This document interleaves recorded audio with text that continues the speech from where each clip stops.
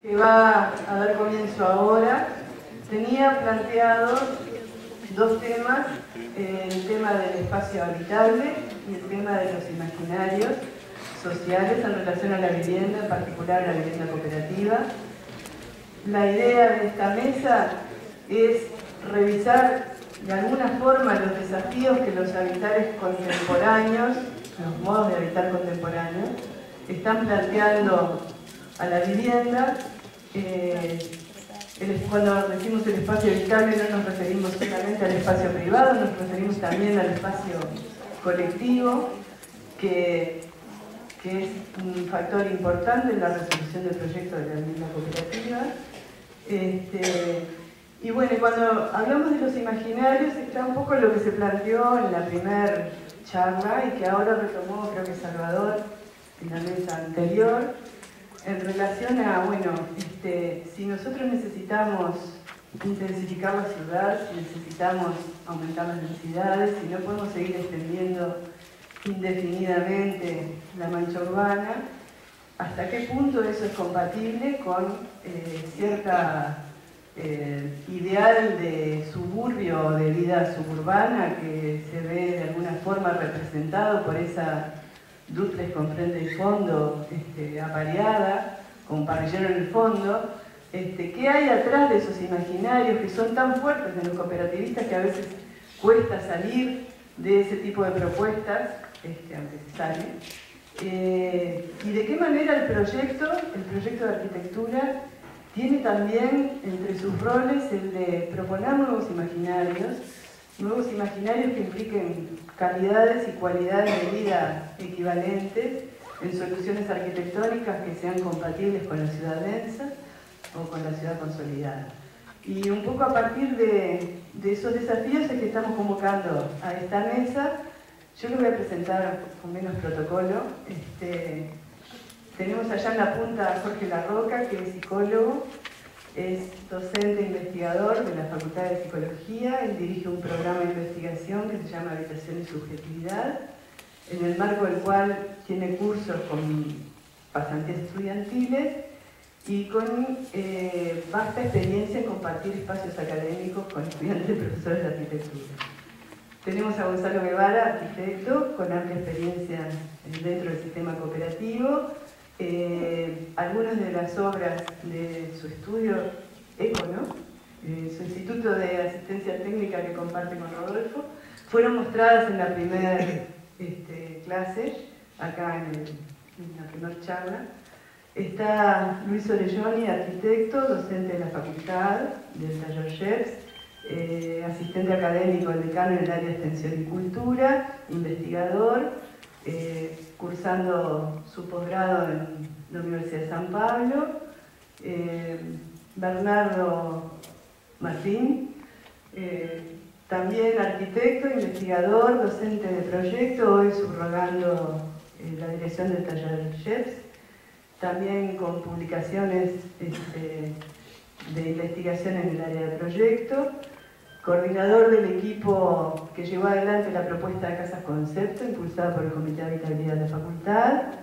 Eduardo Álvarez Pedrosian, antropólogo, doctor en filosofía, ex estudiante de arquitectura, con también un involucramiento por los temas de la ciudad y de hábitat, cursando un postdoctorado en San Pablo en este momento. Y bueno, no sé muy bien qué vamos qué esperar de esta mesa, pero creo que va a ser entretenida. No sé quién quiere empezar. Jorge además va a empezar contestando, ¿no? Sí, a ver, yo en realidad, cuando me invitaron a esta mesa, me dio bastante trabajo pensar qué podía yo destacar de los imaginarios entre arquitectos. Si los arquitectos saben lo que son los imaginarios, si los psicólogos tenemos una idea de lo que son los imaginarios, pero discutimos acerca de la noción de imaginarios. Se discute en muchas disciplinas la noción de imaginarios.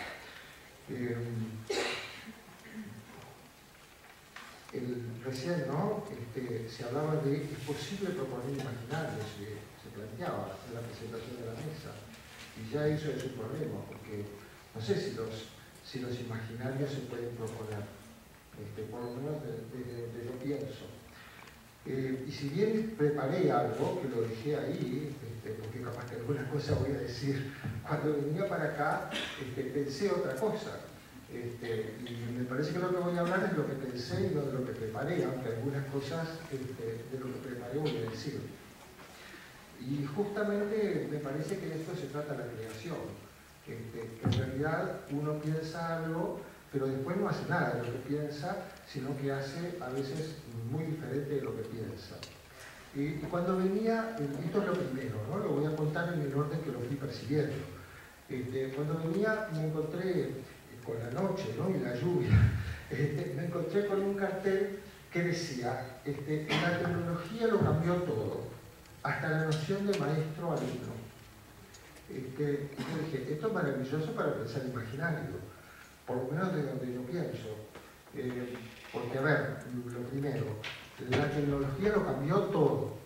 Es decir, si es todo, quiere decir que no quedó nada como estaba antes de la tecnología. Esto sería una primera cuestión. Entonces, si nada quedó antes, nada quedó como estaba antes en función de la tecnología, ¿qué pasa con nuestras ideas? Es decir, tenemos ideas para pensar lo nuevo que cambió la tecnología. Esto sería una primera pregunta que evidentemente remite al fenómeno del imaginario, por lo menos de donde yo pienso. Hasta la noción de maestro-alumno.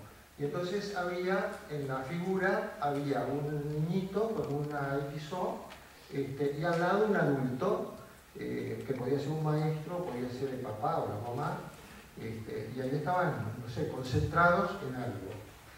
Y evidentemente, la noción, no antes, no después del episodio, ya antes, cuando la tecnología ingresa en la cultura, altera el orden de la cultura de tal manera que la noción de maestro y la noción de alumno es cualitativamente otro. Hay que pensar de otra manera al maestro, hay que pensar de otra manera al alumno. Entonces aquí viene otra pregunta. ¿Podemos pensar al maestro y al alumno de otra manera? Las ideas que nos habitan nos permiten pensar al alumno y al maestro de otra manera. Y esto es un lío que está instalado en la calle, ¿no?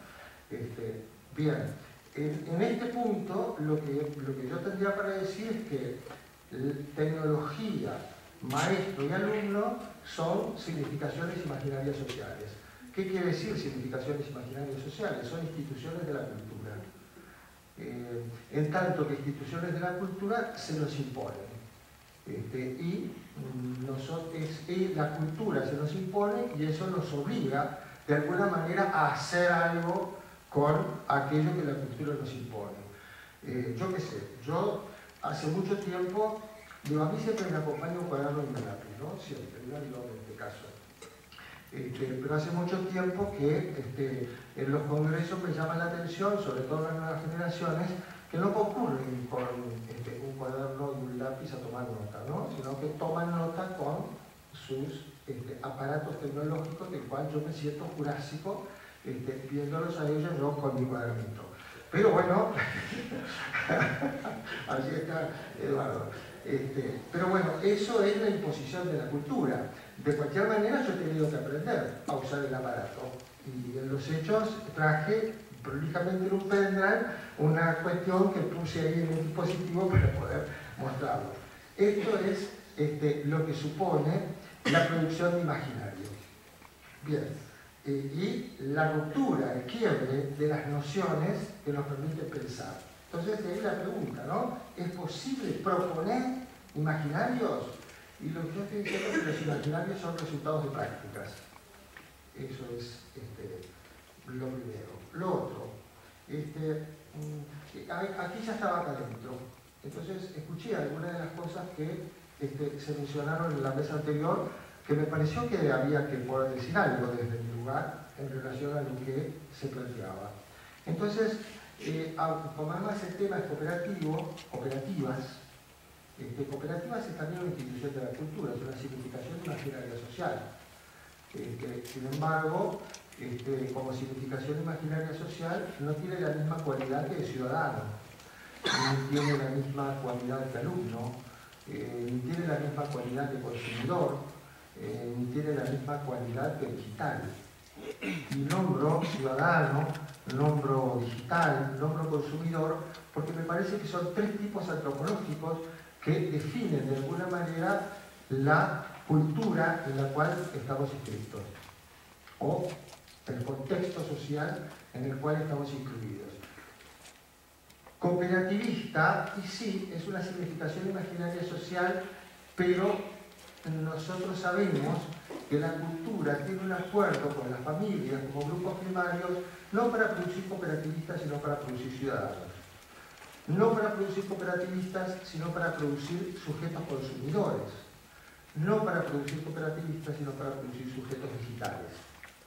Y esto, yo diría que si hacemos un mapa de la cultura, vamos a encontrar que en algunos sectores de la cultura estos tres tipos antropológicos conviven.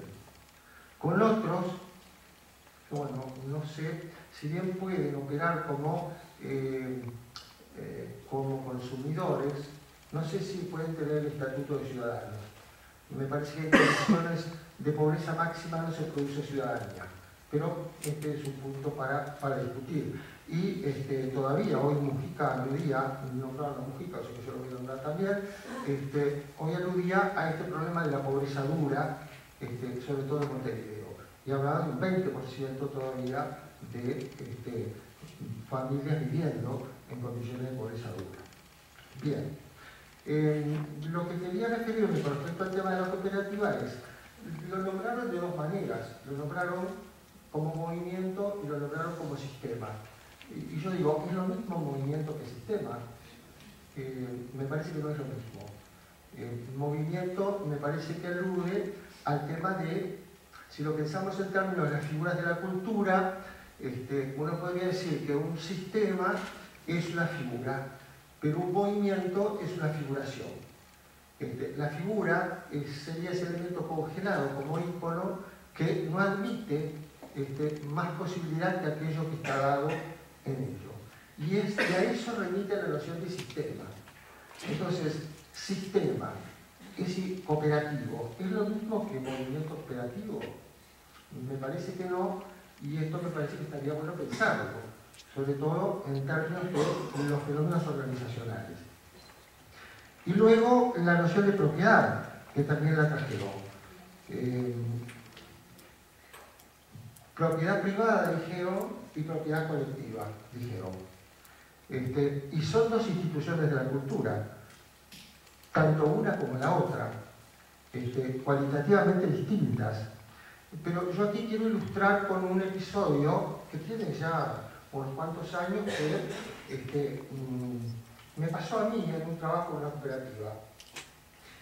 Cuando una mamá me contaba, después de tener años de su familia de vivir en una cooperativa, específicamente de las formas de ayuda mutua, me contaba que en determinado momento habían decidido, de común acuerdo entre los habitantes de la cooperativa, de instalar un supermercado dentro del predio de la cooperativa.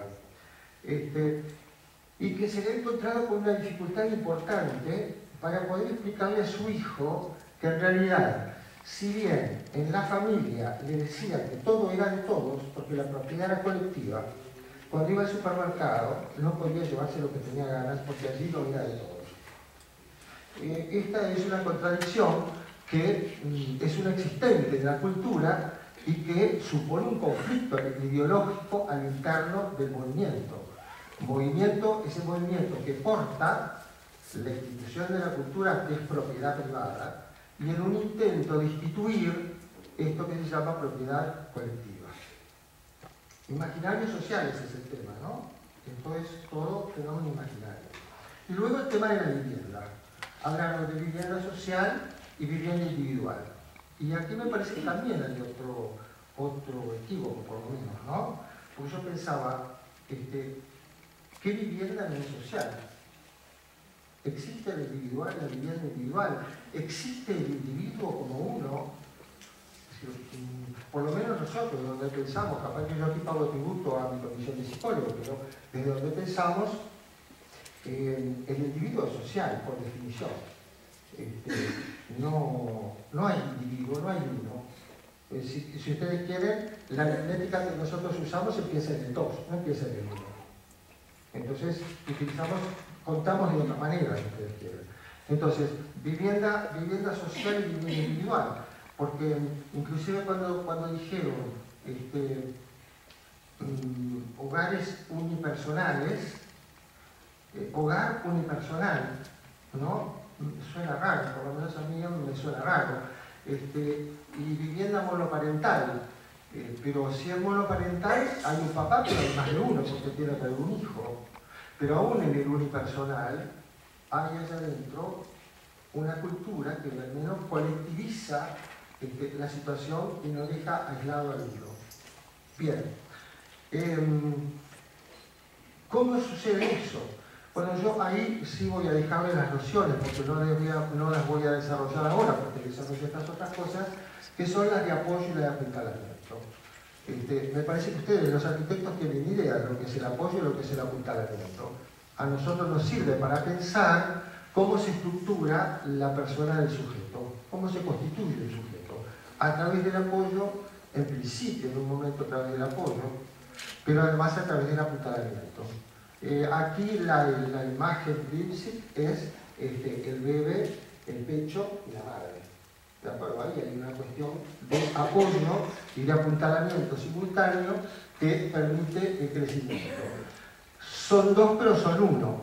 Y son dos que están separados a pesar de que están juntos.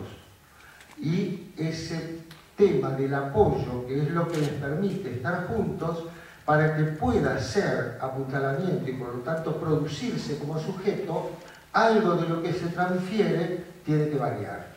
Por eso es que la leche, si bien ingresa como leche a través del pecho, va a mutar en alimento, en proteína a través del aparato digestivo.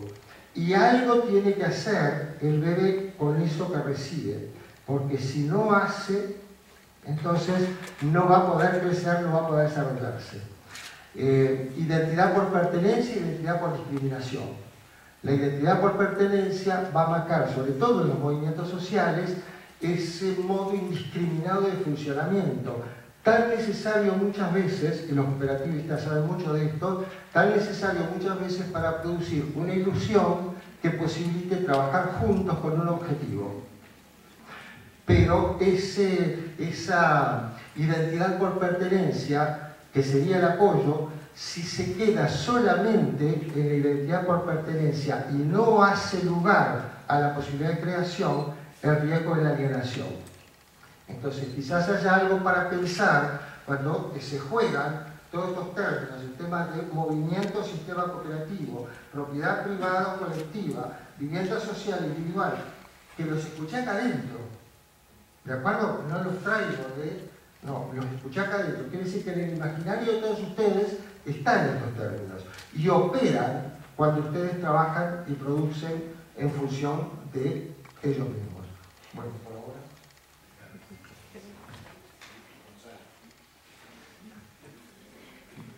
Bueno, buenas noches. Lo mío va a ser mucho menos académico, mucho más desde el azar. Digo, y con respecto a lo que tú decías, que creo que está bien eso de los términos y los términos que se repiten de repente sin un contenido o con distintas vertientes de interpretaciones. No sé, cooperativa, propietarios, usuarios. Y eso es un término que me parece que es absolutamente importante destacarlo porque no surgió de un maquinario socialista, ni mucho menos, más allá que la ley del viejo Tarra, ya en el 68, fue de alguna manera de las cosas más progresistas que generó la sociedad nuestra. Sino hubo gente que de todos los partidos políticos en aquel momento, fue una ley votada por unanimidad, y se apoyó un sistema. Las cooperativas eran de usuarios. ¿Y usuarios por qué? Por un tema de generación de una pertenencia a un colectivo y a una manera de control sobre el valor cooperativa. Digo, que esas viviendas no se vendieran, que fuera propiedad de la cooperativa. Posteriormente, digo, el primer director del INADRE, que era Blanco, en el periodo siguiente a la creación de la ley, Arostegui, apoyó, pero fundamentalmente, y estimuló que las viviendas fueran de usuarios. O sea, ese apoyo no fue una cosa demasiado filosófica, tenía una raíz concretísima que era el sentido de no especular con una vivienda que era social, en el sentido de que era un aporte de toda la sociedad que se construía ese FONAC. Bueno, eso me parece que es importante destacarlo porque digo, ese fue un poco el sentido que tuvo originalmente el cooperativismo. Y bueno, sí, los imaginarios también desde lo arquitectónico, y me parece que eso es importante también desde el punto de vista del desafío que se plantea acá como un taller proyectual, y que ojalá tuviera repercusiones en las cosas que se dijeron. Me gustó mucho lo que dijo Salvador en el taller anterior, en la mesa anterior, respecto a la resonancia que esto pueda tener en los decisores políticos. Porque muchas veces se toman decisiones también con prejuicios. Y sí, está el prejuicio de la casita suburbana con el parrillerito, y ese es el prejuicio del usuario. Pero también es el prejuicio del que hoy está tomando decisiones políticas. Entonces muchas veces se toman decisiones a nivel institucional que generan consecuencias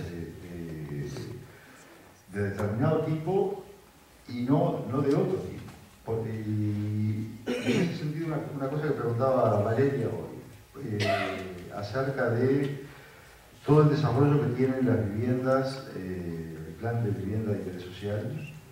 Digo, por ejemplo, está destinado a un sector medio, probablemente medio más alto que el de que pueda acceder a las cooperativas. Generó una especulación brutal en determinadas áreas urbanas, de las cuales antes las cooperativas podían acceder y generar esa mixtura de entramado social.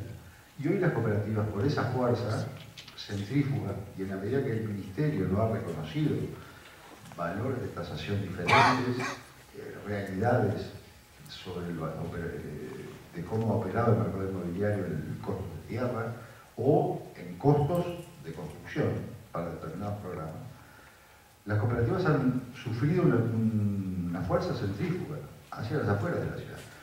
Y a mí no me preocupa tanto el planteo de Salvador en cuanto a costos de infraestructuras. Digo, me preocupa mucho más lo que sí está ocurriendo en los procesos sociales de una ciudad fragmentada y de una sociedad fragmentada. Y fragmentada básicamente por dos temas centrales. Uno es el educativo y el otro es lo territorial. Digo, todos compartimos, los que somos de nuestra generación más o menos, la escuela pública, el liceo público y el barrio. ¿Está? Y eso se está perdiendo. Hay un corte, una fractura, que me parece que la apuesta del cooperativismo, ojo, y no es la única, puede haber otras maneras, pero el cooperativismo sí, de alguna manera, bien entendido, pudo lograrlo en su momento. Es un factor importante y creo que habría que ver al Ministerio de Vivienda, a la Agencia de Vivienda como actores fundamentales en cambios urbanos que sí se pudieron producir en la década del 70 y ahora, un poco el planteo que se hacía en el mes anterior, digo, estamos fracasando. Estamos inventando cosas que probablemente dentro de 2 años nos lamentemos de los zafarranchos que otra vez están haciendo. Y yo creo que desde el hacer, creo que es pequeñas reflexiones y obvias, pero cualquier obra de arquitectura, una cooperativa también es una obra de arquitectura. Y eso también es un prejuicio con los que trabajamos, tenemos que luchar de repente con las autoridades o con los decisores políticos, por los equilibrios con los costos que se manejan las cosas. Hay una obra que nosotros en determinado momento ganamos un premio y no sé, y felicitaciones y no sé, Mariano estaba contento, nos felicitaba. Y desde la interna del ministerio me decían, los arquitectos sí gastaron la plata en hacer fachadas. No, no gastaron la plata en hacer fachadas. Gastaron la plata en hacer una articulación urbana y en construir ciudad. Y construir ciudad, me parece que eso es bien importante. Una pena que no esté Mariela Russo y la reflexión que ella, cuando se enteró de esa opinión en ese momento, dice, qué disparate, hasta el medio mundo tenía una fachada burguesa. Bueno, sí, era construcción de ciudad. Entonces, creo que las cooperativas tienen muchísimo que aportar a esa construcción de la ciudad integrada. De la ciudad integrada y de la ciudad democrática, lo social y el urbano, como espacio de creación colectiva. Y eso va desde el espacio íntimo de la vivienda, con todas las imaginarios y cosas que puedan mejorarse sin lugar a duda, cosas que se han planteado, bueno, desde las relaciones laborales que no son nuevas. Digo, ya en el complejo Boulevard estaban planteados lugares de trabajo en la década del 70, la flexibilidad, un montón de conceptos que se manejaron en la década del 70. Y los espacios semipúblicos y sobre todo las expresiones y las articulaciones urbanas. O sea, el modelado del espacio arquitectónico como construcción de ciudad. Y yo creo que ahí sí es fundamental esa recuperación del entramado ciudadano, de construcción de ciudad como entramado ciudadano democrático, de ciudad democrática.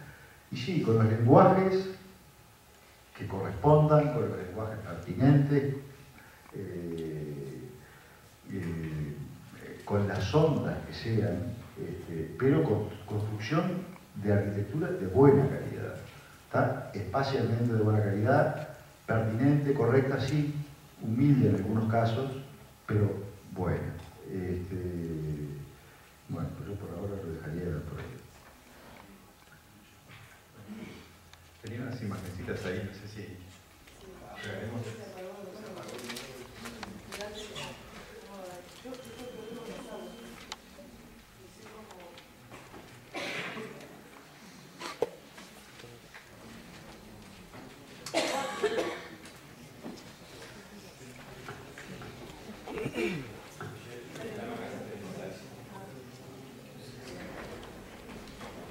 Dejalo por la primera imagen un ratito. Estoy haciendo un reconocimiento a la convocatoria.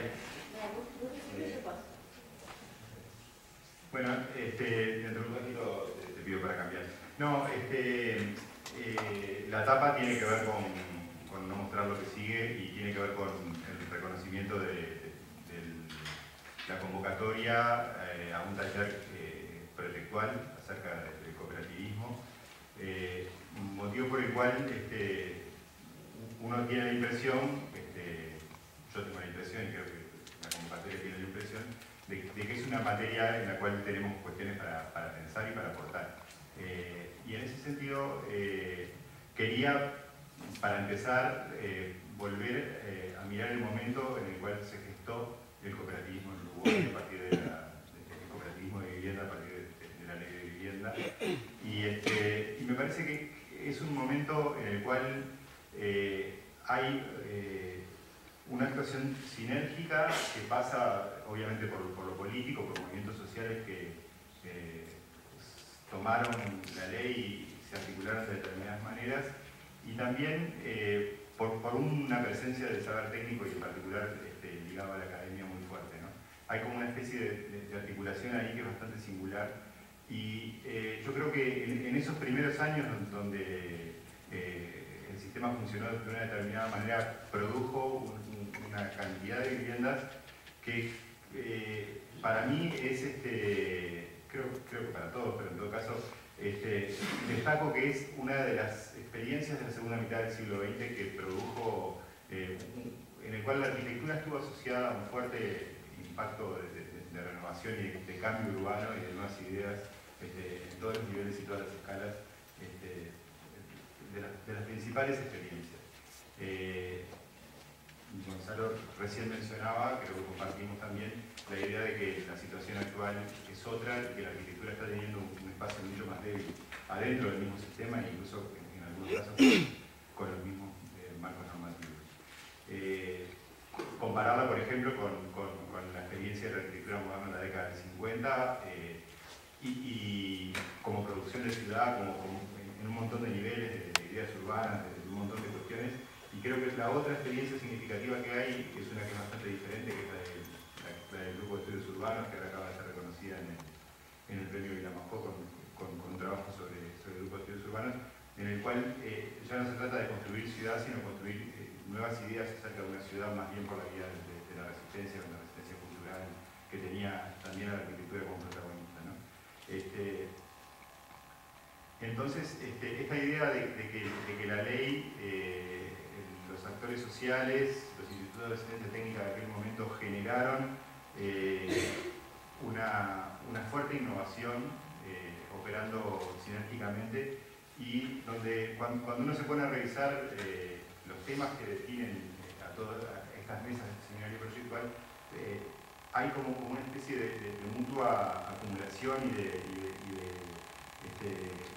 ejercicios que van recurrentemente realimentándose, que van del proyecto a la tecnología, a la gestión, a las normativas, a los espacios habitables y a las ideas de ciudad.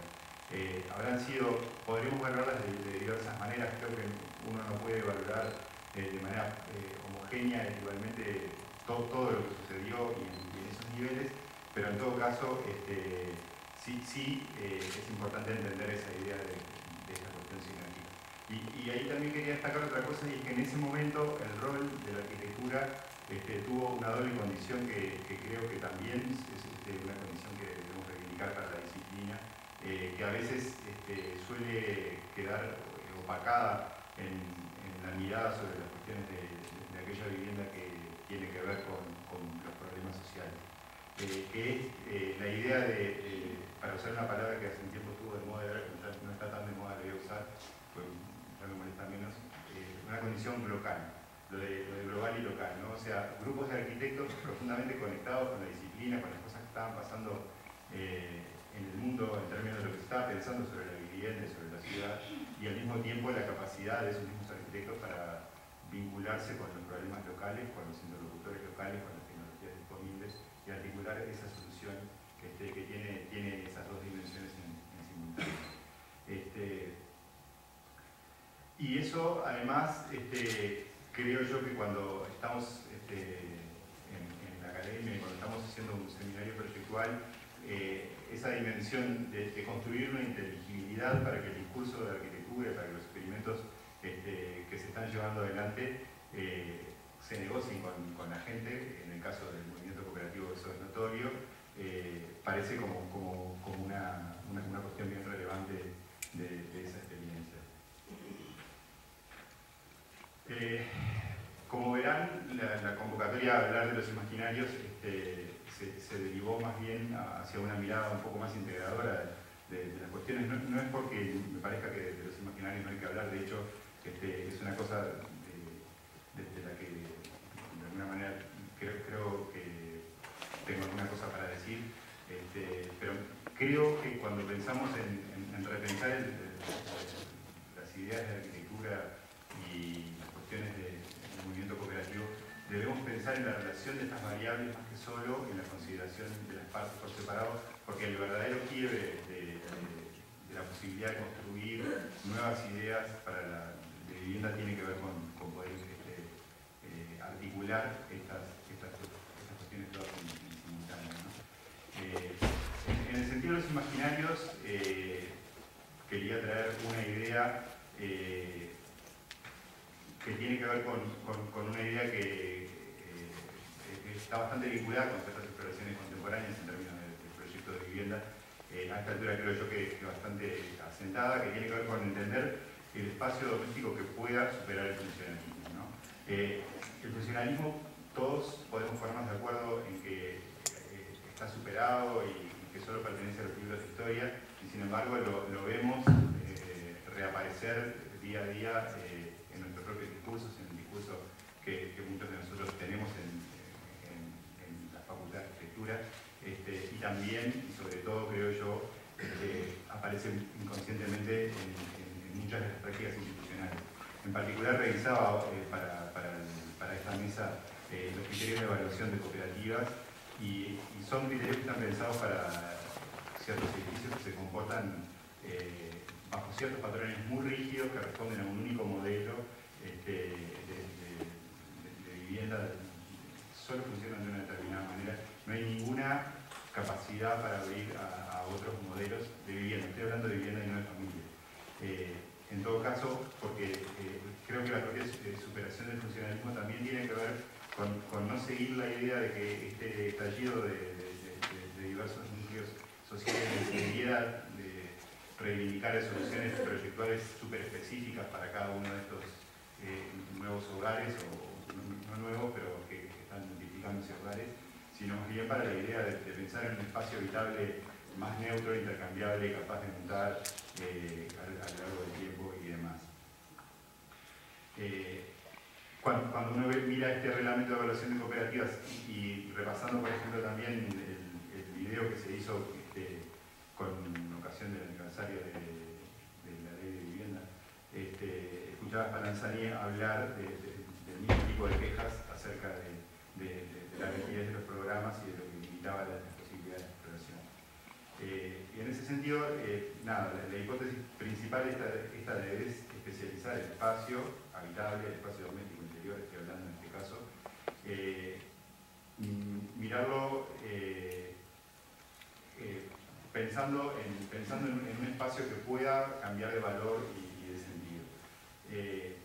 Y una de las más didácticas descripciones que hay acerca de esta cuestión de la superación del funcionalismo y de buscar nuevas maneras de pensar la vivienda está en un texto que tiene unos años y me parece que está muy bien porque es muy nítido en lo que propone, que es un texto de un arquitecto español, Ignacio Paricio, que contrapone el estuche y la caja y dice que el estuche es un envoltorio protector que se adecua exactamente a las formas del objeto protegido.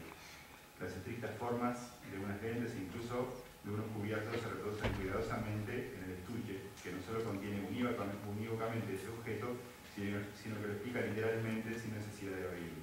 La caja, por el contrario, es un envoltorio protector indiferenciado, en el que pueden disponerse una gran diversidad de objetos. Su forma exterior, prismática, cilíndrica u otras, tiene sus propias razones, o las razones del apilado o vecindad con otras cajas, pero nunca las de explicar el objeto contenido.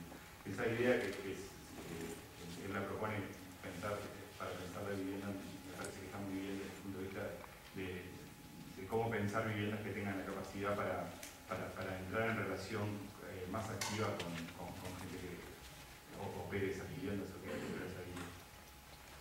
Y retomaba una experiencia de una vivienda que yo creo que es muy interesante en muchos aspectos.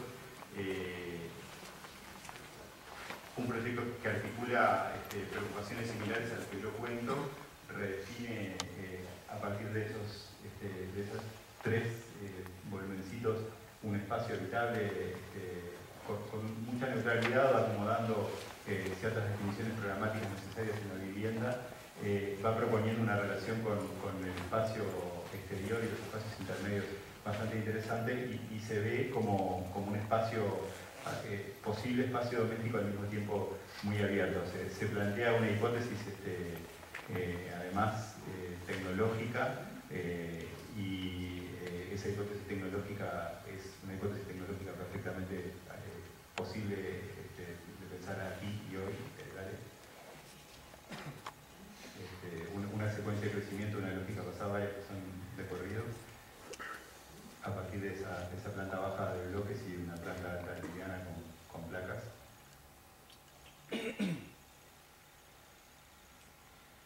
Y finalmente es un proyecto que tiene una primera experiencia de ser llevado a la práctica. Dale.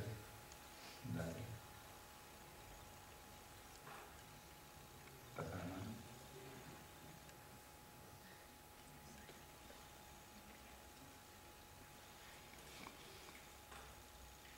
son las viviendas de Hiroshi Hara, que nombraba hoy Nino Capandegui, y un equipo de uruguayos construidas en la Intendencia, en la explanada de la Intendencia de Montevideo como vivienda experimental.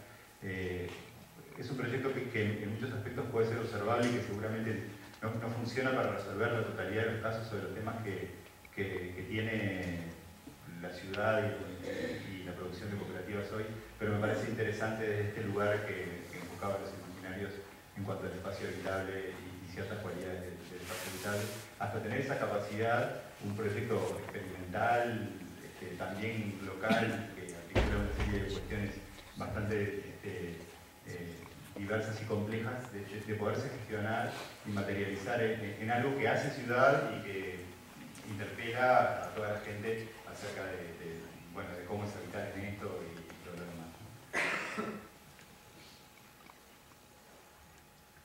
Dale. Idea que además viene de una mirada esta de la ciudad discreta de Hara, y viene otra secuencia que también puede pasar medio rápido, que tiene que ver con una mirada bastante abstracta acerca de la ciudad y de una determinada modalidad más de carácter especulativo sobre la agregación urbana. Pero en todo caso el modelito ese y su conexión con un modelo más general me parece que es interesante. ¿Cómo voy de tiempo? Bueno, entonces voy a terminar dentro de poco. Hace unos cuantos años que la disciplina, la arquitectura y en particular la facultad de la que somos parte, todos los que estamos acá, viene trabajando para superar un pensamiento dicotómico que establece que por un lado hay una exploración proyectual de interés, que valoramos bien en la academia, y por otro lado hay una producción de vivienda que responde a las necesidades sociales y que es mucho más pragmática y que no tiene la capacidad de permitirse hacer fachadas o cosas como esas, ¿no? Creo que en muchos lados está tratando de trabajar con superar esa dicotomía.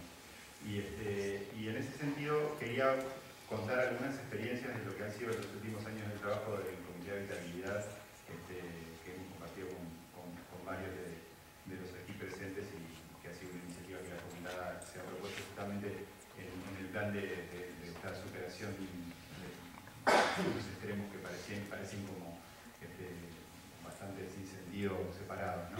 Y en ese sentido hay una serie de cuestiones que preocupan o que de alguna manera uno ve que si se pone a mirar un universo que es diferente al universo de las cooperativas, simplemente para mirarlo con un poquito más de distancia, no sé, 2 o 3 trayectorias que van en simultáneo, que están sorprendentemente desconectadas, y en todo caso,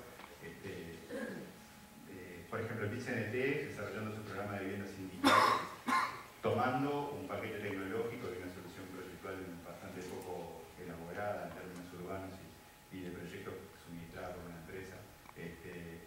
Por otro lado, el plan Puntos trabajando de una manera bastante solitaria y dando respuestas a casos.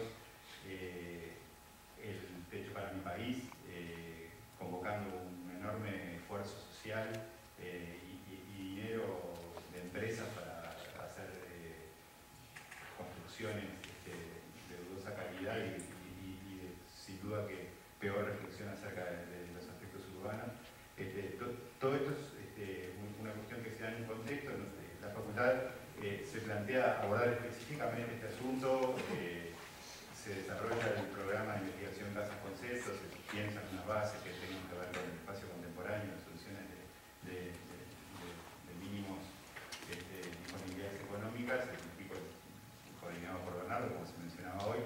Ese equipo genera un producto, es un producto que seguramente es opinable, pero que en todo caso considera que es un insumo interesante, y ese producto, luego de ya, ¿cuánto vamos? Casi un par de años de haberse terminado el producto y de que hemos trabajado intensamente para generar experiencias con él. No nos parece que para nada sea el objeto del asunto quedarse con el librito y la publicación y demás y los congresos, sino que en realidad y estamos intentando todavía, después de 2 años, aparentemente vamos a concretar una experiencia con el Ministerio de Vivienda y la Intendencia de Canelones, pero es evidente que el proyecto, el producto de la academia que quiere ir a encontrar una situación crítica de que está pidiendo respuestas y está pidiendo ideas y todo el mundo dice que necesita ideas, no parece ser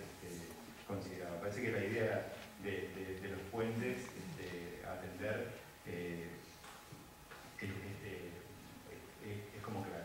Y en ese sentido, para terminar, digo que la cuestión del proyecto que se va a abordar es una cuestión principal por todo lo que se dijo en la mesa y lo que se dijo más temprano, pero que definitivamente la única manera de pensar en una renovación de la producción de viviendas para el sistema cooperativo y de abordar algunos de los problemas que presenta actualmente, tiene que ver con esa idea de reconocer rápidamente que tenemos que vincular las ideas urbanas, las ideas tecnológicas, las ideas de proyecto, las ideas de gestión, articular para generar una innovación fuerte en el conjunto de actores. Necesitamos quebrar esa soledad en la que de alguna manera cada uno de los actores está. Creo que ahí está la clave.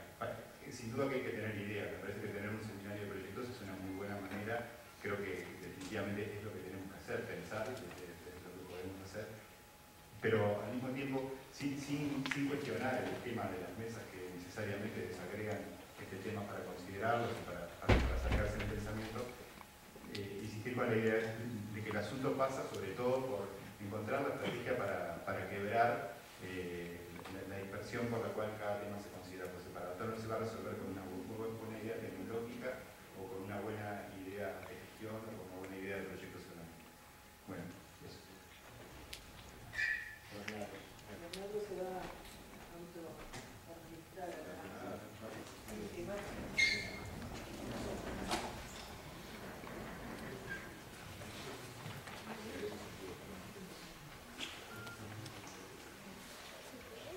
Bueno, buenas noches.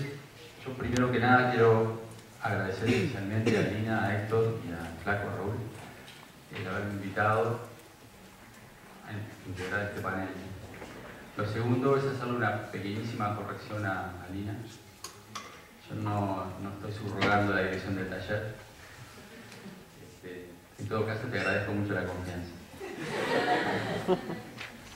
Y bueno, lo tercero es que mi presentación, a diferencia de lo que planteaba el tuyo recién, pero no intentando llevar la contra, sino porque no me animo a hablar de otra cosa, se va a concentrar en algunos aspectos más concretos que tienen que ver más con la práctica del proyecto, con la relación entre el proyectista y el habitante, con algunos aspectos de la práctica más concreta y en cómo estas cosas inciden de manera evidentemente directa, a pesar de que quizás resulten aspectos obvios, sobre la definición del espacio habitable.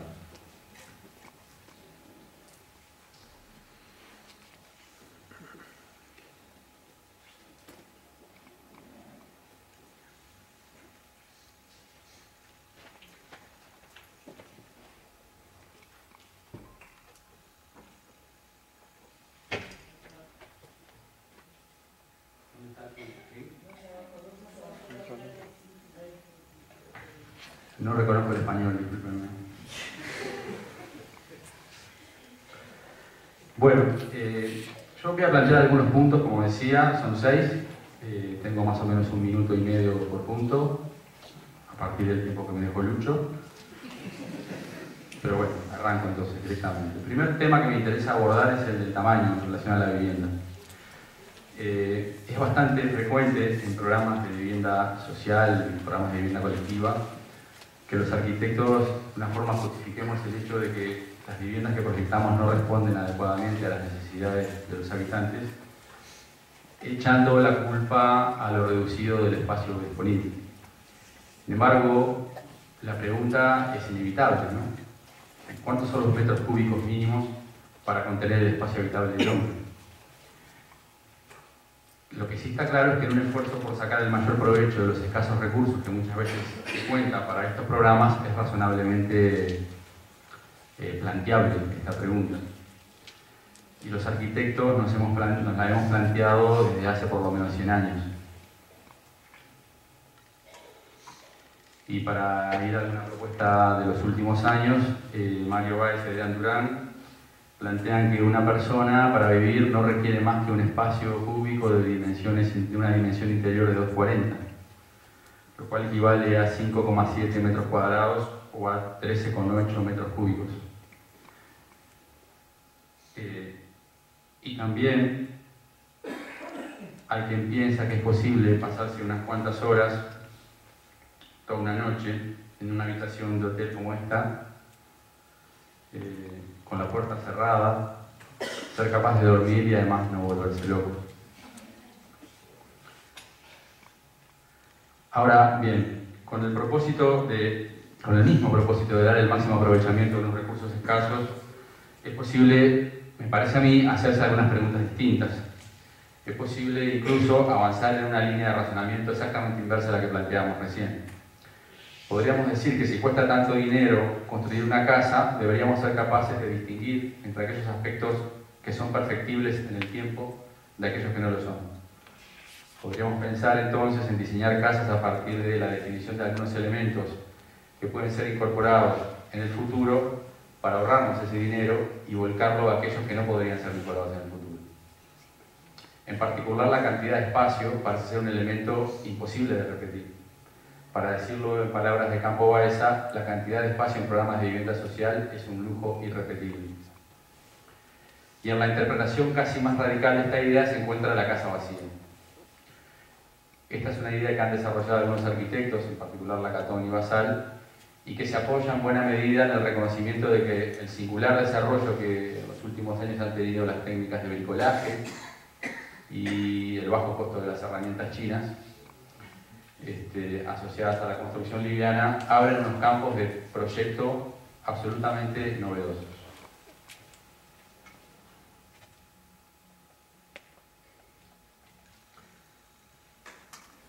El segundo punto es el de la frontera.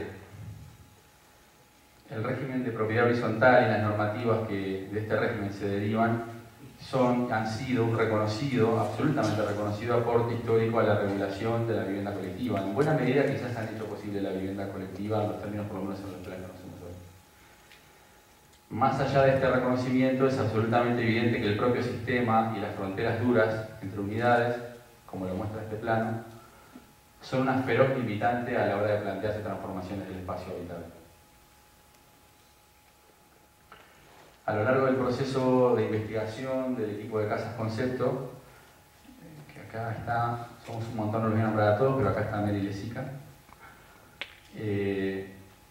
nos planteamos esto que llamamos naves colectivas, que lo que se proponían era un relacionamiento entre las unidades que permitiera ciertos grados de negociación, zonas de negociación entre vecinos, a lo largo del proceso de proyecto y a lo largo de la propia vida de la unidad, de donde se definían unas zonas más duras de la vivienda que se reconocían casi como intransformables, unas zonas de transformabilidad media, se llamaban semiblandas o semiduras, y unas zonas blandas que, digamos, definían un espacio de negociación entre vecinos, insisto, tanto durante la etapa de proyecto como durante la propia vida de las unidades.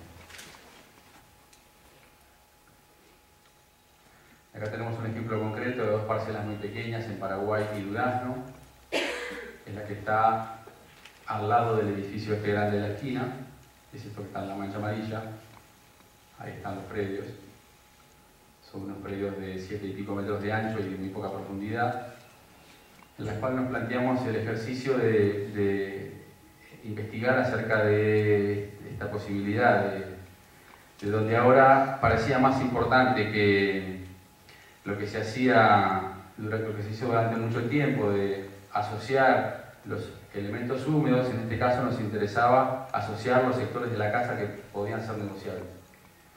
Entonces definimos una zona de negociación que era casi tan grande como las casas, como cada una de las casas, o como cada una de las áreas restantes de la casa, y exploramos un poco en relación a esa idea.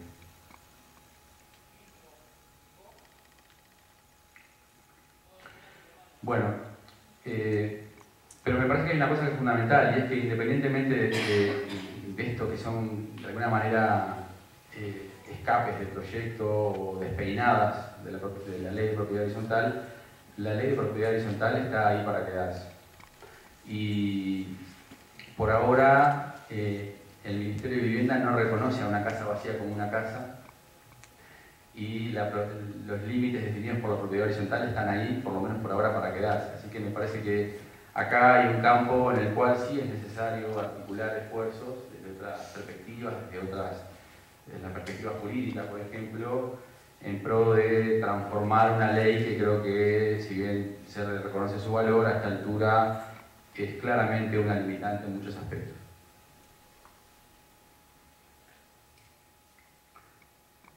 El otro punto es el de diseño personalizado, que es una de las grandes fantasías de la vivienda colectiva de los últimos años. Y uno de los grandes problemas al que se enfrenta el diseñador de vivienda colectiva en general es la ausencia de un destinatario concreto, un habitante para los espacios proyectados. Y fue para solucionar este problema, entre comillas, que en la década del 50 se inventó el habitante genérico y finalmente la caricatura de la familia tipo. Les voy a contar una experiencia que me parece que es interesante y que además de alguna manera es como una pequeña caricatura de lo que estoy diciendo. En el año 2004 yo tuve la oportunidad de ser asesor de la Casa de la Rifa, que fue un concurso que ganaron Fernanda Ríos, Javier Díaz y Alexandra Pastorín, y que tenía como objeto el proyecto de construcción de 3 casas de madera en Bellavista. 3 casas son un conjunto de viviendas, por lo tanto son claramente considerables al interior de la bolsa de la vivienda colectiva, por lo menos desde mi perspectiva. Con lo cual me parece que el cuento es bien interesante para esta presentación.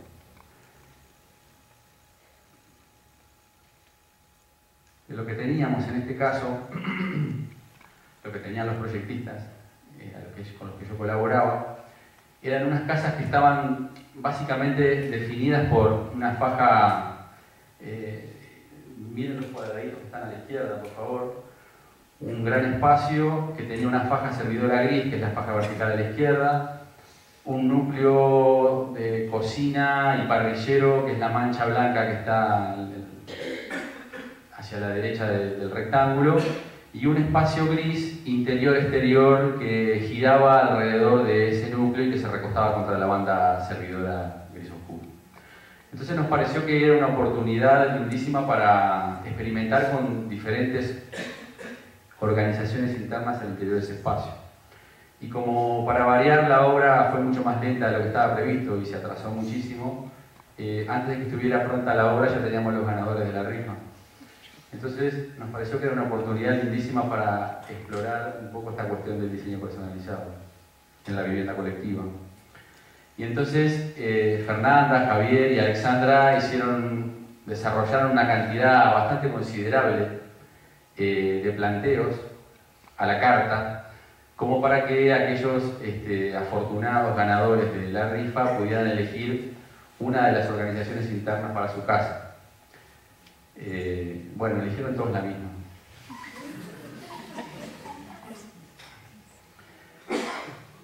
Bueno, en el caso de las cooperativas de vivienda, a mí me parece que es posible, perfectamente posible, combinar una cierta estandarización de las unidades por tamaño y a la vez incorporar diseño personalizado, en cualquier caso. Pero asumiendo de que inevitablemente será el habitante, y por suerte, quien completará el proceso de conformación del espacio habitado, adecuándolo a sus necesidades y a su sensibilidad. El otro tema es el del auto. A esta altura estamos todos absolutamente convencidos de que la cantidad de autos que hay en Montevideo no pueden vivir en la calle. De hecho, me pregunto si caben todos en la calle. Si tuvieran que estacionar todos de noche, se alcanzan las calles de Montevideo. Probablemente sí, pero habría gente que tendría que tomarse un ómnibus para ir a buscar el auto. Entonces, parecería que el tema de las cocheras es un tema crucial a la hora de plantearse cualquier tipo de vivienda. En el caso de la vivienda colectiva, bueno, en el mejor de los casos tienen cocheras, pero en el caso de que las parcelas son pequeñas o estrechas, que es un caso relativamente frecuente, el esquema tradicional es el de las casas arriba y los autos abajo.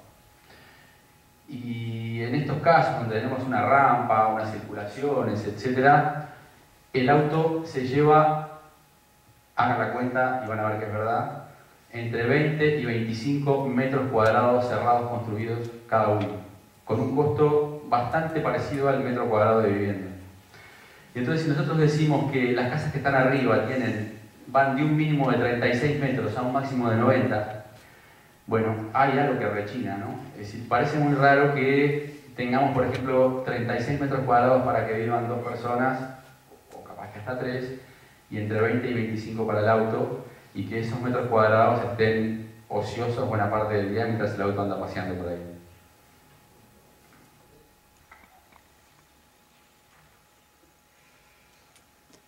El otro asunto que me interesa plantear es el de la casa en 3 dimensiones. Los edificios de vivienda colectiva, a partir de nuestra práctica,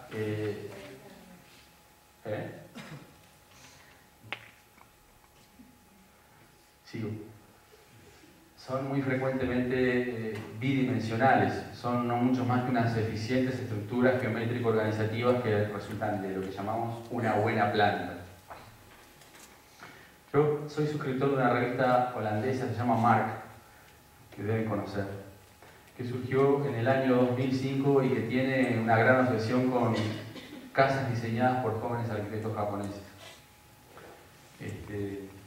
Perdóname mucho que vuelvo a hablar de los japoneses. Durante estos años publicaron, desde el 2005 hasta acá, 166 casas diseñadas por 90 estudios de arquitectura de jóvenes japoneses. Y tienen uno de sus últimos números dedicado exclusivamente a casas diseñadas por estos arquitectos. Y estas casas publicadas comparten algunas características. Una es la de, en general, situarse en parcelas absolutamente pequeñas. En algunos casos estas parcelas no son mucho más grandes del espacio que nosotros disponemos en edificios de vivienda colectiva. Y comparten además, en su enorme mayoría, una cierta condición, que es que son absolutamente incomprensibles si uno mira las plantas. Me parece que esto de alguna manera lo demuestra, ¿no? Es imposible entender estas casas si uno no ve cortes, fotos y croquis interiores.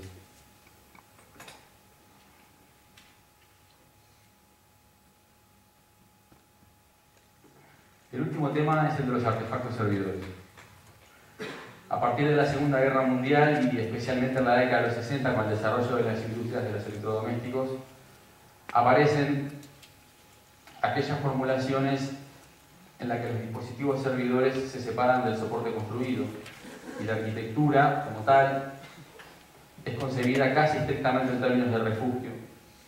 Un refugio aislante, que puede ser una burbuja, y son, en cambio, los dispositivos los que construyen y califican el espacio doméstico.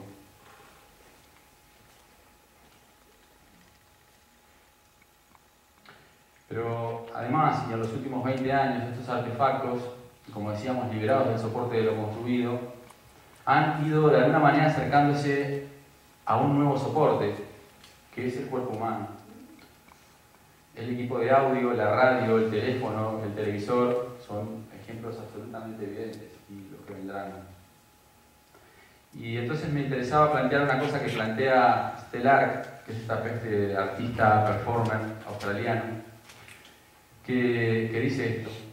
Dice, ha llegado el momento de preguntarse si un cuerpo bípedo que respira, con visión binocular y un cerebro de nada más que 1400 centímetros cúbicos, es una forma biológica adecuada.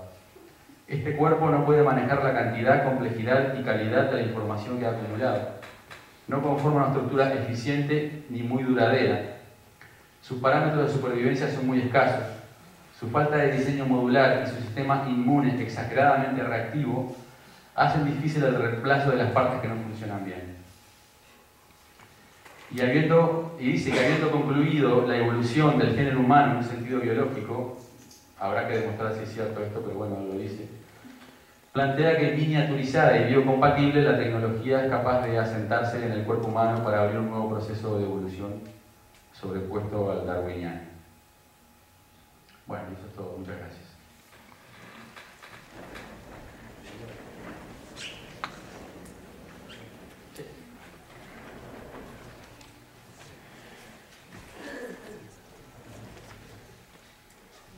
Muy interesante todo.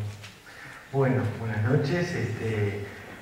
Me saludo y ya me despido porque la verdad, a esta altura, después de todo lo que vimos, no me siento, no sé, con muchas cosas como para aportar en el sentido de traerles temáticas novedosas, algo diferente a lo que ya se ha dicho, ¿no? Voy a tratar, sí, igual de hacer algunos énfasis, si ustedes quieren, poner algunas cosas, sobresaltar algunas cosas en relación a otras, ¿no? Pero bueno, también de alguna manera cerramos esto saliendo otra vez de la arquitectura hacia afuera, ¿no, verdad? Porque comenzamos con el colega, porque yo lo considero un colega, en el sentido de que, bueno, las ciencias humanas y sociales todas comparten el mismo espacio epistemológico, ¿no? Realmente lo interdisciplinario hasta lo transdisciplinario para nosotros es una cuestión consustancial. Hay muchas cosas planteadas sobre eso, propias de la epistemología de las ciencias humanas y sociales, y creo que hay antropología, psicología, psicoanálisis en concreto, ciencias políticas, educación, lingüística, etcétera, no dejan de ser todos programas de investigación más o menos hermanos, más o menos emparentados, hijos de un positivismo originario que determinó ciertos objetos de estudio, ciertas áreas específicas, pero que a lo largo del siglo XX y ahora en el siglo XXI ha demostrado una gran convergencia, ¿no? Después, bueno, los compañeros, obviamente, los compañeros de mesa se metieron de lleno en las cuestiones que a ustedes les son más propias, más afines al propósito de esta mesa, al propósito de este curso, y realmente, bueno, me siento que aprendí muchísimo con todos ustedes, y justamente lo que me tiene acá son estas inquietudes, poder hacer la articulación de las temáticas propias de las ciencias humanas y sociales a estas cuestiones propias del diseño, propias de la proyectación, ¿no? Y en ese sentido es que, bueno, yo vengo elaborando una línea de investigación que he llamado Ciudad, Comunicación y Espacialidades, a partir de diferentes investigaciones de campo, concretas y ciertas elaboraciones conceptuales también. Y es desde ahí que entonces, bueno, voy a poner algunos conceptos sobre la mesa para discutirlos, muy en el mismo sentido que hizo Jorge, ¿no? No voy a trabajar con imágenes, no voy a evocar este tipo de elementos como hicieron recién los colegas de ustedes, que bueno, que como les decía, va más directamente a la cuestión que ustedes tienen sobre la mesa, ¿no? Más, les apremia más. Pero sí, estoy en ese intento, ¿no? Ese intento por considerar el estudio de la espacialidad y de las formas de habitar, ¿no? En diálogo con la arquitectura y con el diseño, un diálogo epistemológico, un diálogo conceptual, no solamente estudiar lo espacial, como ha pasado tradicionalmente en las ciencias humanas y sociales, como el contexto, ¿no? En un término vago, genérico, que como todas esas cosas vagas y genéricas no quiere decir nada. ¿Verdad? El contexto en el cual pasan las cosas, se dan las acciones sociales, etc. Esa visión del espacio, una visión muy fisicalista, muy tradicional, que puede encontrarse en la teoría antropológica en esas visiones formalistas del espacio, ¿no? Muy renacentistas también, han ido dando lugar a otras visiones. Bueno, también los compañeros tienen el funcionalismo. El funcionalismo también, ¿no? Es una perspectiva muy, muy fuerte para las ciencias humanas y sociales, y evidentemente las formas de concebir el espacio y el habitar han estado muy y siguen estando muy marcadas por una visión funcionalista. Y por último, esa que creo que yo creo que es la que más se acerca a lo que nos interesa, una visión espacialista, una visión que pone a la espacialidad en el centro de interés. Y en ese sentido he tratado de estudiar, de percibir esas formas de construir el espacio, de subjetivar el espacio, tomando elementos de la arquitectura y del diseño para comprender esas formas de vida, ¿no?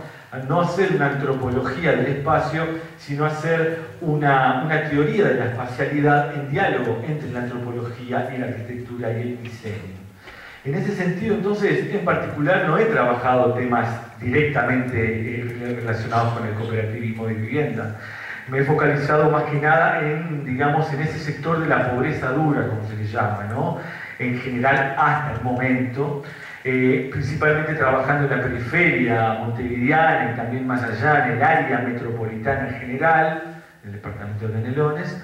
Y bueno, actualmente me metí en un berenjenal porque me metí a trabajar sobre el plan Juntos. Cuando me enteré todo lo que estaba pasando con el plan, dije, ¿por qué me metí con esto? Realmente es un problemón, digamos, para cualquier investigador. Hay que andar como pisando huevos. Realmente hay unos problemas políticos en el medio enormes que hacen muy difícil cualquier tipo de aporte que uno quiera plantear, ¿no? Así que bueno, en relación a la investigación en la periferia montevideana, en la cuenca de Casaballe, en lo que podemos llamar en términos genéricos la zona de Casaballe.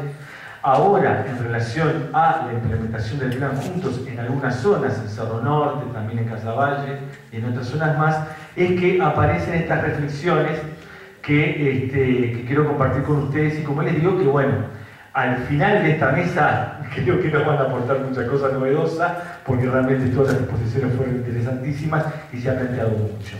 Pero bueno, en primer lugar, el primer aspecto a tomar en cuenta, y es un tema general, ¿no? Me parece importante la actitud frente a este tipo de temáticas como la del cooperativismo de viviendas, el cooperativismo en general.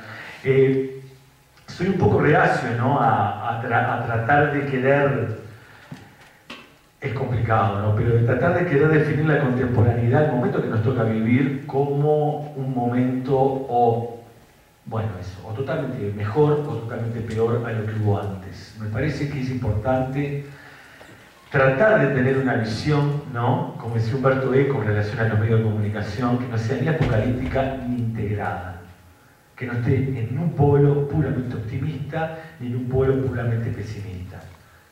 Me parece que eso es muy importante, ¿no? Estos temas tan vinculados a movimientos políticos, movimientos ideológicos más en general, como es el cooperativismo de vivienda en el Uruguay, conocido a nivel internacional. He estado en diferentes lugares donde, frente a estos temas, el cooperativismo de vivienda del Uruguay, y también, ¿no? En los imaginarios está muy valorado, ¿no? Como una gran experiencia modélica a nivel internacional. Frente a estas temáticas tan imbuidas, ¿no? En problemáticas ideológicas, me parece que es muy importante para ustedes que van a plantearse ensayar nuevos diseños en esta materia, tratar de salir, ¿no? Lo más posible de esos dos polos, de pensar, estamos en un momento contemporáneo que es malo en relación a lo que había antes, estamos en la decadencia, en el declive, algo que todavía queda de lo que se llamó la posmodernidad, ¿no? Yo digo que se llamó porque ya no estamos en la posmodernidad. Para mí, cuando yo estaba haciendo mis estudios de grado, era cuando estaba de moda la posmodernidad y todo había acabado, era el fin de todo.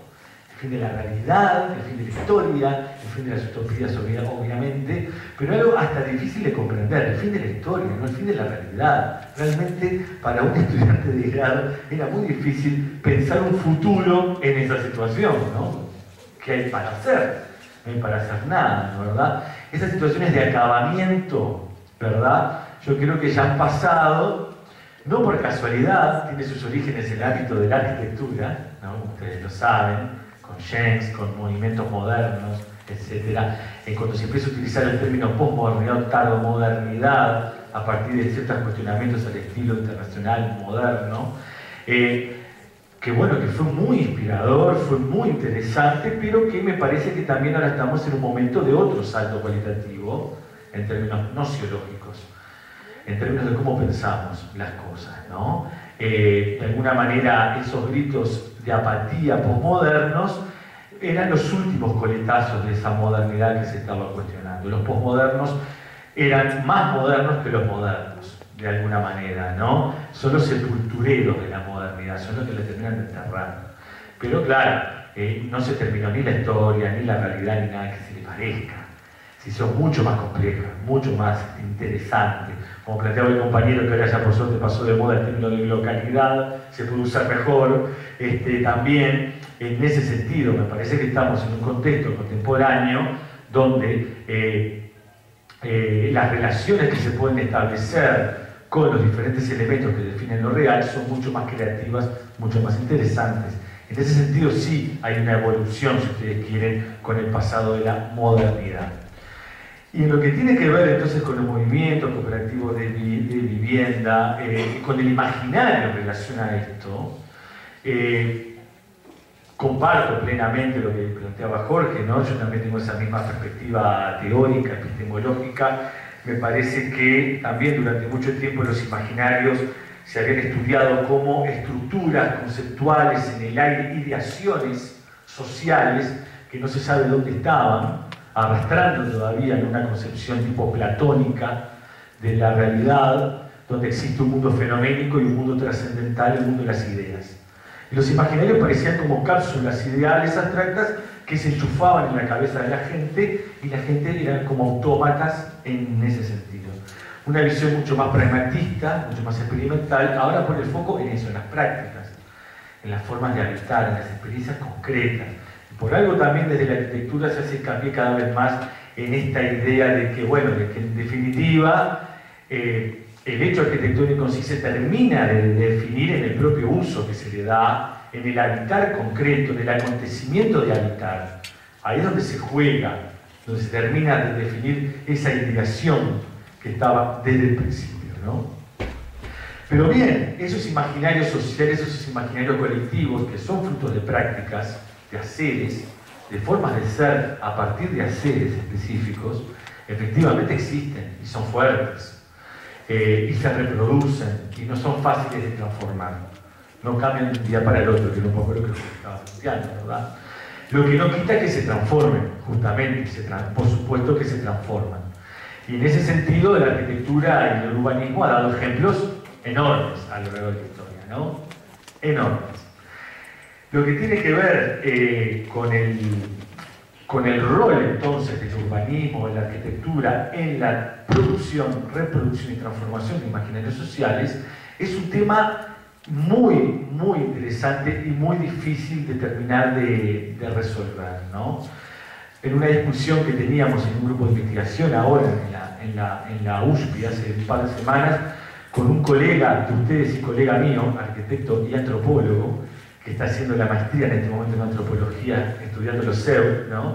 Los centros educativos unificados, que a partir de la política del PT, ¿no? se generó en muchos lugares de la periferia, llenando de equipamientos culturales, en el sentido amplio del término, ¿no?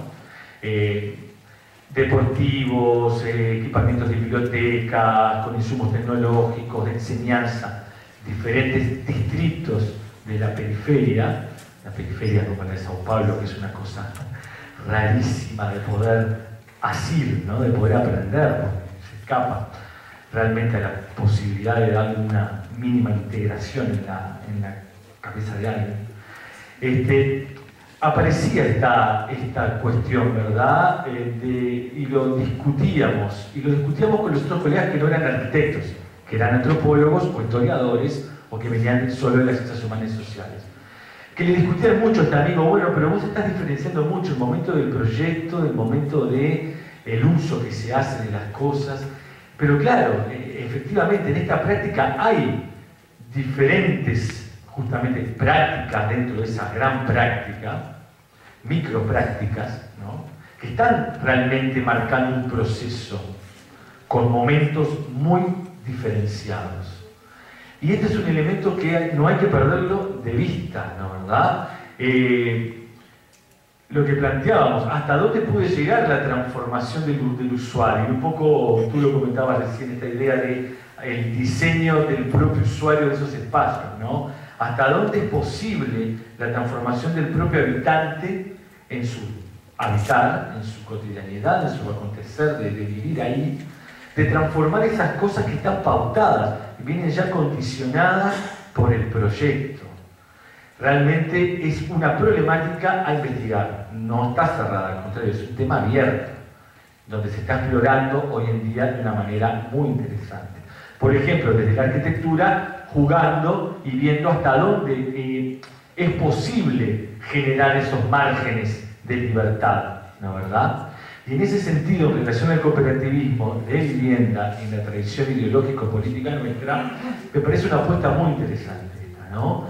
Realmente en el imaginario nuestro, de la región principalmente, que son los que conocen las sociedades vecinas, ¿no? Que conocen más directamente este fenómeno nuestro, el cooperativismo está fuertemente relacionado, el cooperativismo de vivienda en Uruguay, fuertemente relacionado a esa visión unificadora, homogeneizadora de las formas de habitar, ¿no? Y me parece que ahí hay una apuesta importante de superación de eso. No cambia de un día para el otro, pero sí va cambiando a partir de nuevas propuestas que se generen, nuevas generaciones que habitan esos nuevos espacios y que van por tanto transformando sus espacialidades. No cambia de un día para el otro, pero cambia de generación en generación, ¿no? Hay toda una discusión política, ven, que está atrás de esto. No quiero llevarlo ahí, pero está presente. Y no en el sentido de ideología como falsa conciencia, ni algo superficial, una superestructura, no en el sentido clásico marxista de ideas que, bueno, que vienen a llenar, digamos, o son efectos secundarios de lo que realmente es importante, que es infraestructura. No, no. En el sentido de sistemas de ideas, un sentido más clásico de ideología. Como esa configuración imaginaria, ¿no? Con la cual nosotros pensamos, nos ubicamos en el mundo, tenemos imágenes. Y claro, está en discusión todo esto, diferentes movimientos políticos, ideológicos más en general, típicos del siglo XX, ¿no? Dentro de las izquierdas, para decirlo en términos plurales, ¿no? Estamos hablando del comunismo, estamos hablando del anarquismo, estamos hablando del socialismo, eso está presente.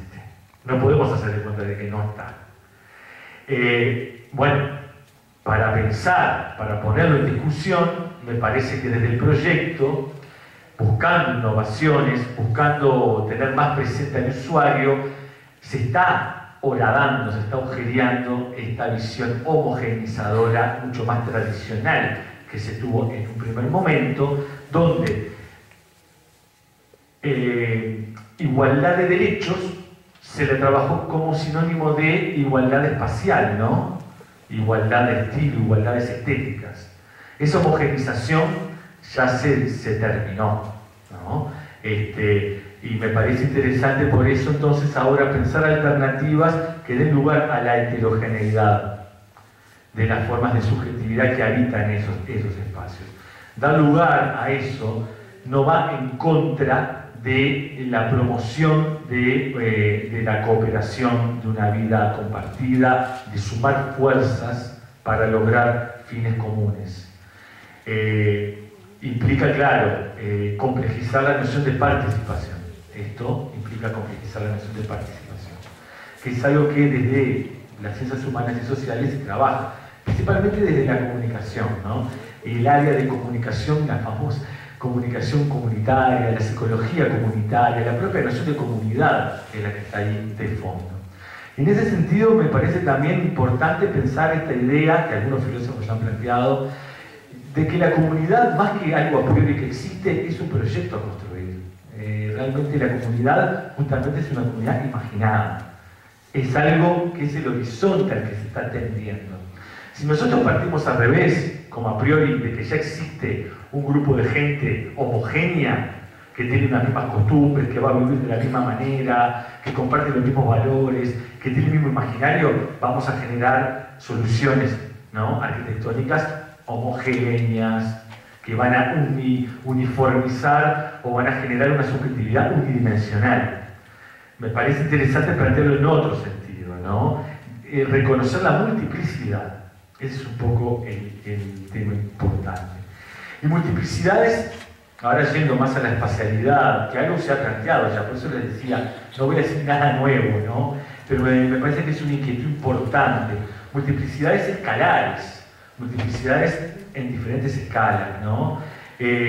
Una intimidad cualificada, esto, no pensar en que para no hablar de lo privado, me gusta más pensar en términos de intimidad y no de lo privado, que esa es una idea muy capitalista, muy liberal, que no quiere decir nada, como bien planteábamos hoy al principio que estaba Jorge, todo sujeto es sujeto social, por tanto igual lo que es un individuo en el medio de la isla de Pascua, no deja de ser un sujeto social, él está entramado en redes que lo sobrepasan ampliamente, ¿no? Por tanto, me gusta más pensar en términos de intimidad, ¿no? Y esa intimidad tiene que ser cualificada, una intimidad rica en cualidades.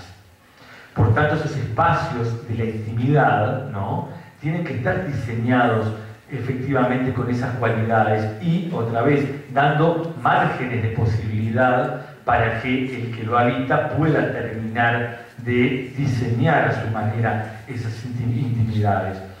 A nivel del complejo, el complejo enriquecido con esta idea, no el complejo como una masa uniforme. Ya estamos cansados de eso, ¿no?, de encontrarnos con esos complejos habitacionales monótonos, monolíticos.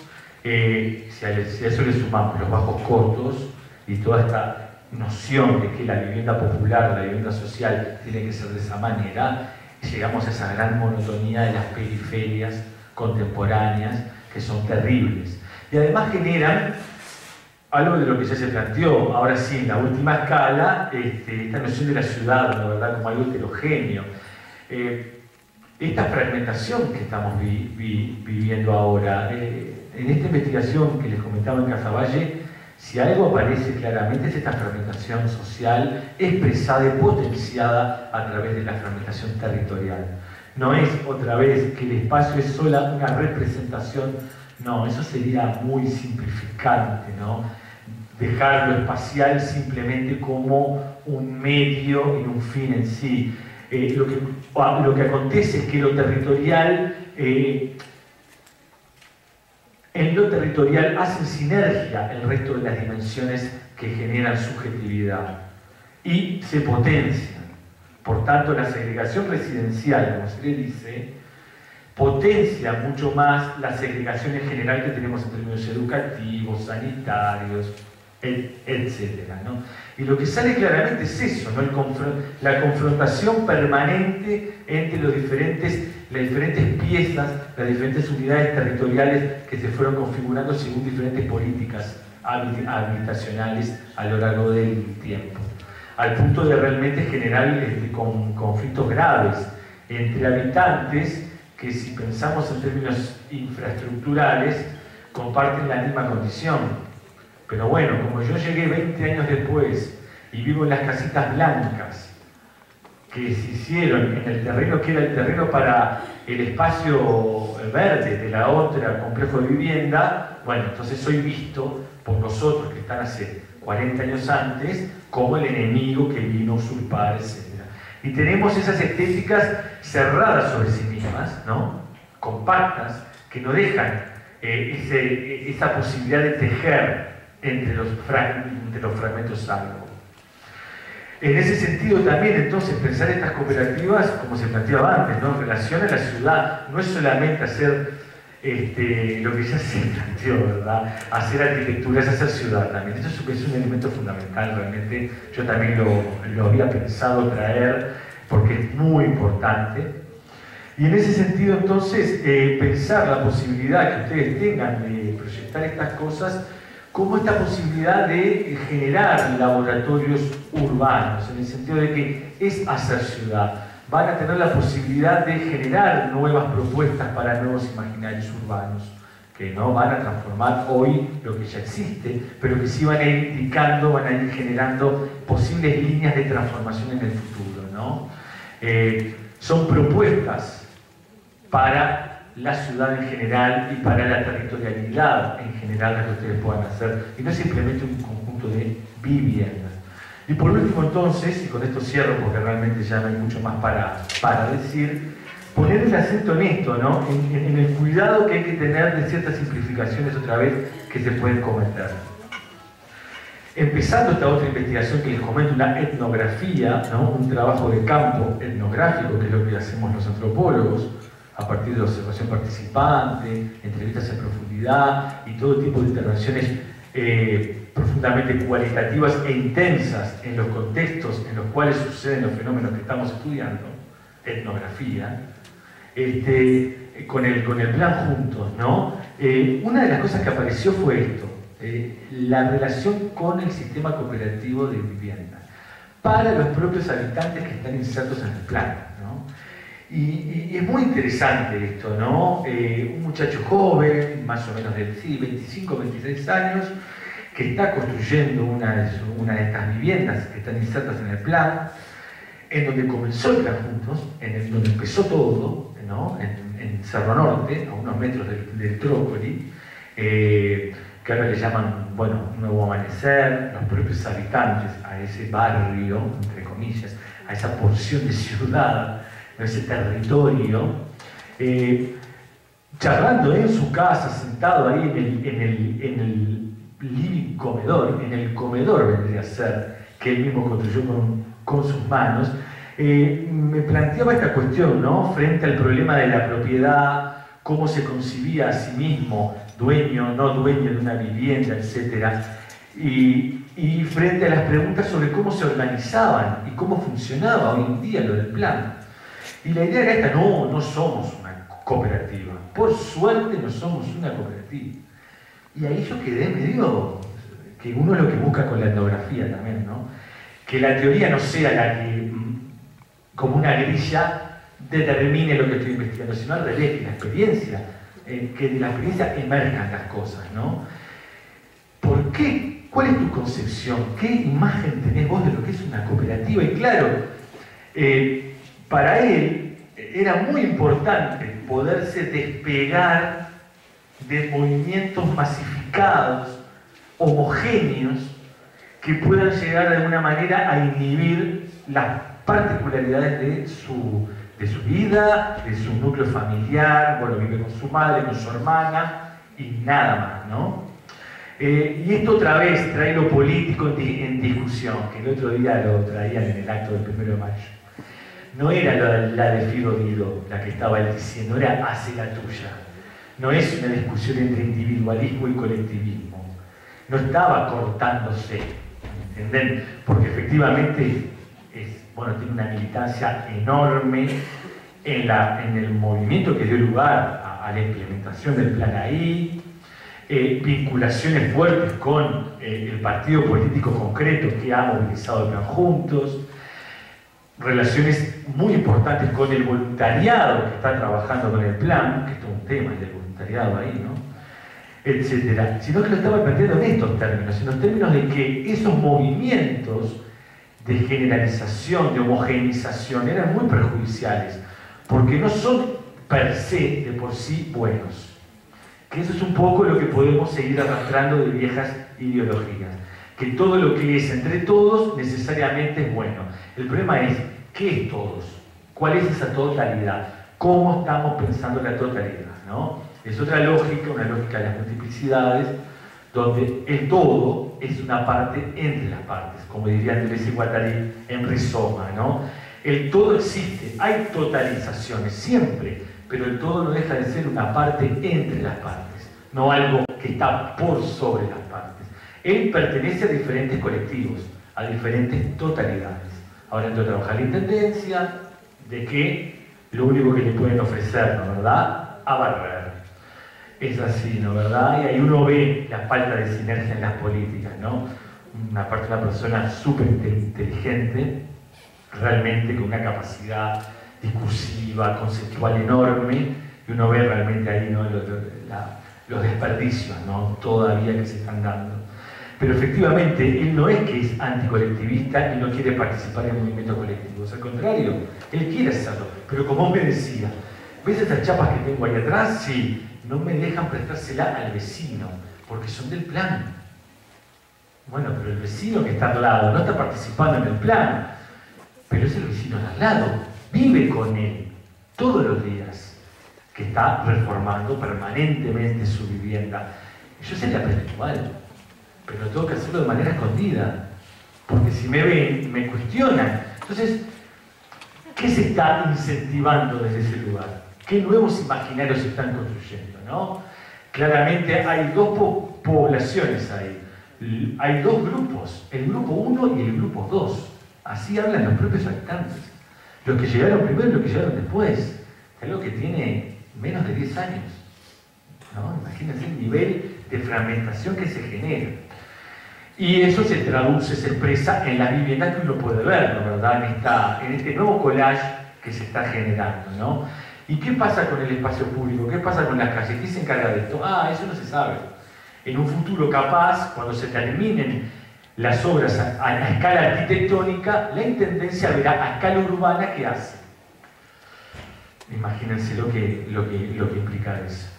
Y el otro ejemplo, y con esto cierro en serio, que les quería traer en relación a este estudio de este amigo, arquitecto, antropólogo, en los CEU, es muy interesante también, ¿verdad? En cómo pensamos la espacialidad. Con mucha buena voluntad, muchos arquitectos que participaron en la conformación de estos centros de enseñanza unificados en diferentes instancias del PT, gobernando en el estado de Sao Paulo en particular, bueno, llevaron adelante esta política y hicieron uso de ciertos programas, ¿no? Donde, según este amigo, y como claramente lo expresa, tuve por suerte la oportunidad de recorrer varios CEUs con gente de la escuela de arquitectura, no de la FAU, se puede ver también, hay una simplificación de la idea de que democracia política es sinónimo de apertura espacial. Y no es necesariamente sinónimo, ¿no? Con muchas buenas intenciones se pensaba que, por ejemplo, ¿no? Que las aulas tenían que ser transparentes, que los niños en la escuela tenían que poder ser vistos por los padres desde afuera, que los padres tenían que tener la posibilidad de llevar al niño hasta la puerta del aula, porque eso iba a significar mayor democracia, mayor participación, etc. ¿Qué pasó en estos años? Bueno, se empezó a generar en cada uno de los seres, cada uno a su manera, ¿no? La singularización, la particularización, diferentes maneras de filtrar, tamizar, terminar de diseñar, cada uno a su manera, ese espacio intermedio, esa zona que no es ni dura ni puramente ¿no? líquida, que es blanda, eso plástico, que había quedado sin pensar, sin proyectar. Desde un lugar muy utópico se había pensado que una mayor democracia en términos políticos implicaba espacios abiertos, libres, sin intermediación. Y no, rápidamente el habitar muestra esto, ¿no? Y ahí hay un ejemplo que puede ser muy visible, que lo poníamos en la antropología del espacio y del lugar. Se trabaja mucho, ¿no? Digamos, la dimensión del cuerpo, que el compañero lo al final también, y desde esa visión, ¿no? Del proceso de hominización, tomando en cuenta las transformaciones que hacemos nosotros mismos de nuestra naturaleza inacabada, del Homo sapiens sapiens, que capaz que ya hay que llamarlo de otra manera, en la dimensión del cuerpo es fundamental, ¿no? Y es eso, somos más libres porque podamos andar desnudos. Esa idea, ¿no? De la desnudez, la apertura radical, ¿no? Es de una gran ingenuidad, ¿no? ¿Verdad? Siempre es necesario componer, generar un diseño que es tanto apertura como clausura, y una combinación de ambas cosas. Ahí, en relación a la teoría del habitar, que se está trabajando tanto, tenemos más concretamente una teoría del tamiz, ¿no? De cómo pensar los filtros, los tamices, que también algunos compañeros lo traían a la mesa. Y bueno, más o menos por ahí era un poco lo que yo tenía pensado compartir con ustedes. Como vieron, no es nada muy diferente a lo que ya se planteó, pero bueno, capaz que puede servir para salir otra vez del ámbito estrictamente arquitectónico y ver las cosas un poco más en general. Bueno, ya estamos en la hora de finalización. Lo que quería preguntarle a los compañeros de la mesa si había alguna pregunta que se ha quedado en esto, y bueno, y abrir al público si alguien quiere hacer una pregunta.